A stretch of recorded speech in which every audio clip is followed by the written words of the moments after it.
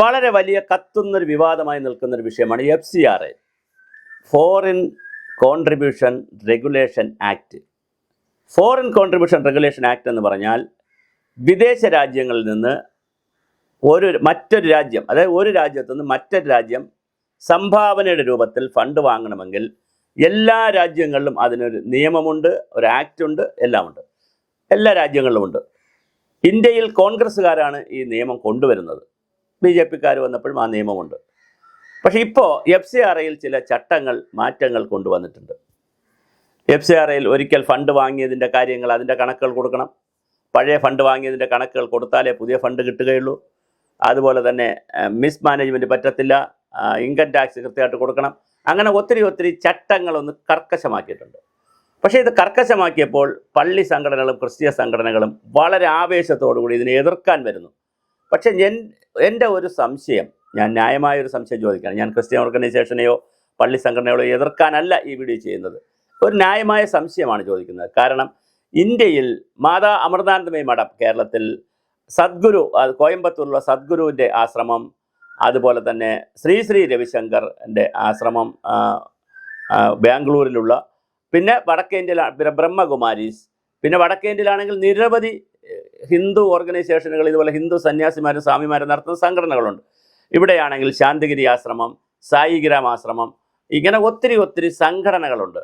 ഇവർക്കെല്ലാം FCRA രജിസ്ട്രേഷനുണ്ട്. FCRA എന്ന് പറഞ്ഞ ഒരു രജിസ്ട്രേഷനാണ്.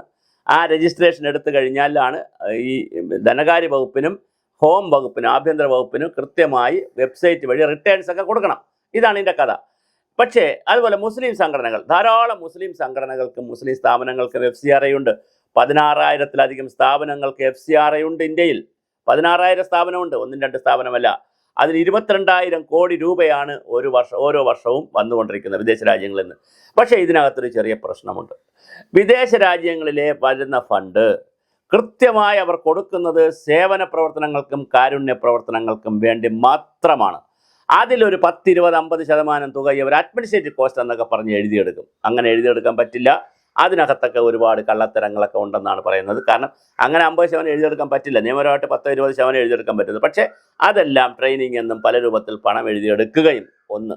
രണ്ടാമത് ഇതിനകത്തുള്ളൊരു ആക്ഷേപം, ഇങ്ങനെ വരുന്ന പണം വലിയ കോടിക്കണക്കിന് രൂപ പല രാജ്യങ്ങളിൽ നിന്ന് പമ്പ് ചെയ്യുന്നുവെന്നും അത് മതപരിവർത്തനത്തിനും ഭീകരവാദത്തിനും തീവ്രവാദത്തിനുമൊക്കെ വല്ലാതെ ഉപയോഗിക്കുന്നു എന്നൊരു പ്രശ്നമുണ്ട്. ഇപ്പോൾ കർഷക സമരം നടന്നു. കർഷക സമരം പോലുള്ള സമരങ്ങൾ, ഓരോ സമരങ്ങൾ നടക്കും രാജ്യത്ത്. ഈ സമരങ്ങൾ നടക്കുമ്പോൾ അതിൻ്റെ ഫിനാൻസ് എവിടെ നിന്നാണ് എന്നൊരു ചോദ്യം. ഇപ്പോൾ വിഴിഞ്ഞ സമരം നടന്നപ്പോൾ ഇത് വലിയ ചോദ്യമായിരുന്നു. വിഴിഞ്ഞ സമരത്തിന് ഇത്രയും വലിയ സമരം നടത്താനുള്ള ഫിനാൻസ് എവിടെ നിന്നാണെന്നൊരു ചോദ്യമുണ്ട്. ഈ ഫിനാൻസും FCRAയുമായി ബന്ധമുണ്ട് എന്നൊരു ആക്ഷേപം വളരെ വർഷങ്ങളായിട്ട് ഭാരതത്തിലുണ്ട്. അതുകൊണ്ട് തന്നെ ഇത് പല തുകയും ദേശവിരുദ്ധ പ്രവർത്തനത്തിന് പോകുന്നുണ്ടോ, അല്ലെങ്കിൽ വർഗീയ കാര്യങ്ങൾക്ക് പോകുന്നുണ്ടോ, മതപരിവർത്തനത്തിന് പോകുന്നുണ്ടോ, തീവ്രവാദ പ്രവർത്തനങ്ങൾക്ക് പോകുന്നുണ്ടോ എന്ന്. ഇപ്പം പാകിസ്ഥാനിലും ബംഗ്ലാദേശിലും കൃത്യമായ തീവ്രവാദ പ്രവർത്തനത്തിന് ഇതുപോലത്തെ ഫണ്ട് ഉപയോഗിക്കുന്നുണ്ട്. അത് വളരെ കൃത്യമായി ലോകം തിരിച്ചറിഞ്ഞൊരു വിഷയമാണ്. ഭാരതത്തിൽ അത്ര എളുപ്പമല്ല. പക്ഷേ എങ്കിൽ പോലും ഉണ്ടോ എന്നൊരു സംശയമുണ്ട്.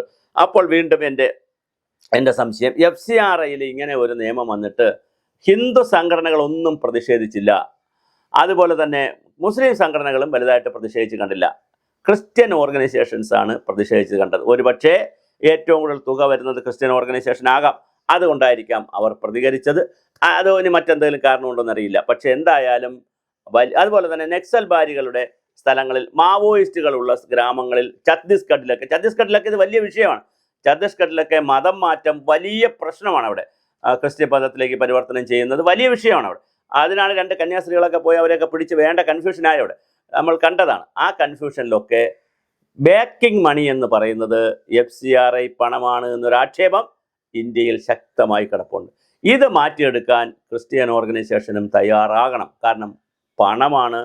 പണം സമ്പത്ത് നമുക്ക് പല രൂപത്തിൽ ഉപയോഗിക്കാം.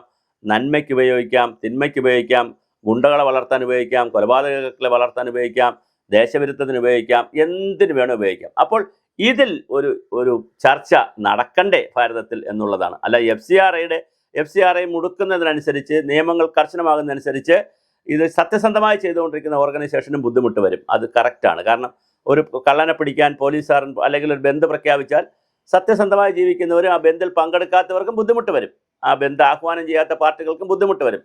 പോലീസ് ഇറങ്ങി എല്ലാവരും വീട്ടിൽ കയറി പോകണമെന്ന് പറഞ്ഞാൽ സമാധാനമായിട്ട് ജീവിക്കണമെന്ന് ആഗ്രഹിക്കുന്നവർ സമാധാനം പാല് വാങ്ങിക്കാൻ പോകണമെങ്കിൽ ചിലപ്പോൾ വീട്ടിൽ കയറി പോകേണ്ടി വരും എന്ന് പറയുന്ന വേറെ തിയറിയുണ്ട്. എന്തായാലും വളരെ സമാധാനപരമായി വളരെ കൃത്യമായ റിട്ടേൺസ് ഒക്കെ കൊടുത്ത് സർക്കാരിനോടൊപ്പം നിന്ന്, ഏത് സർക്കാരായാലും ഒപ്പം നിന്ന് പ്രവർത്തിക്കുന്ന ഒരുപാട് സംഘടനകളുണ്ട്. അതിൽ ക്രിസ്ത്യൻ സംഘടനകളും ഉണ്ട്.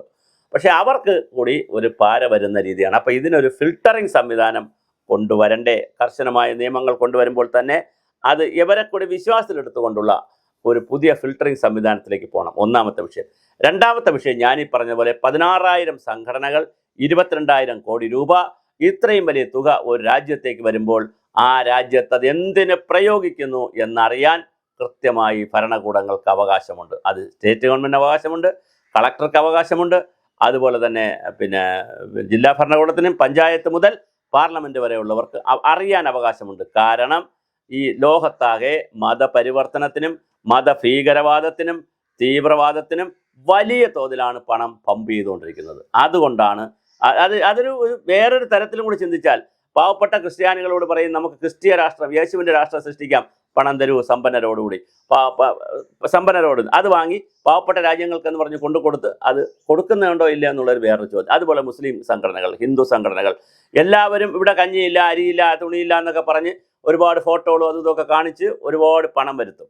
ഈ പണം വരുത്തിയതിന് ശേഷം പണമെല്ലാം സംഘടന കൈകാര്യം ചെയ്യുകയും മറ്റാവശ്യങ്ങൾക്ക് പ്രയോജനപ്പെടുത്തുകയും ഇൻഫ്രാസ്ട്രക്ചറുകൾ ഉണ്ടാക്കാൻ നോക്കുകയും അഡ്മിനിസ്ട്രേറ്റീവ് കോസ്റ്റായിട്ട് എഴുതിയെടുക്കുകയും ട്രെയിനിങ് എന്നൊക്കെ പറഞ്ഞ് പല രൂപത്തിലെടുക്കുകയും യഥാർത്ഥത്തിലുള്ള വിഷയം നടക്കാതെ പോവുകയും ചെയ്യുന്ന വളരെ ഗുരുതരമായ ഒരു പ്രശ്നം FCRAയിൽ കിടപ്പുണ്ട്.